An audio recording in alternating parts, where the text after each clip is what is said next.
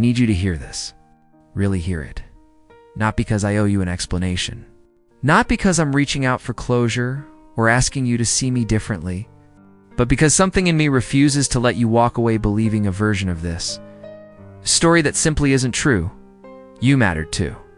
Me, deeply, specifically, irreplaceably, and I think somewhere along the way, in the silence, in the distance, in the way things ended, you convinced yourself otherwise. I can feel it.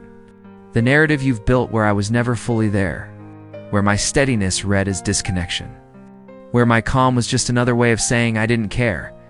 I need you to know that isn't what happened. I was there. Every single time I showed up, I was completely fully there. Not performing it. Not going through motions. Actually there. And there were moments with you that landed in me in ways I don't take lightly. Moments where I looked at you and felt something genuine and still and true settle into my chest. I don't say that carelessly. I don't feel things carelessly. But here is what I've learned. What life has burned into me over and over. Love, on its own, is never enough. It was never designed to be. Love without alignment is just two people holding something beautiful that was never built to survive contact with reality. And we were misaligned. Not in small ways. In foundational ways. In the ways that quietly determine everything. The way you experienced closeness and the way I needed to give it, they never quite met in the middle. I kept extending myself. Kept stretching towards something that moved every time I got close. And for a long time, I told myself that was just what love asked for.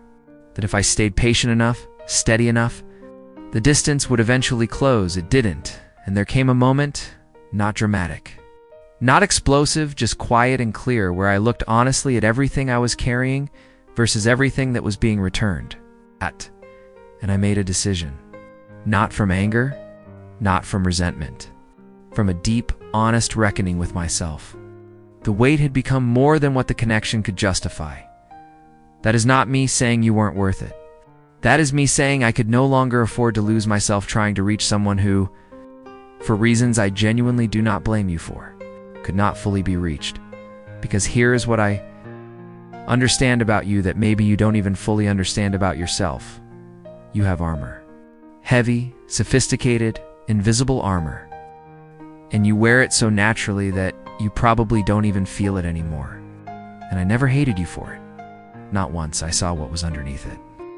I saw the parts of you that were tender and exhausted and quietly desperate to be understood without having to risk being seen.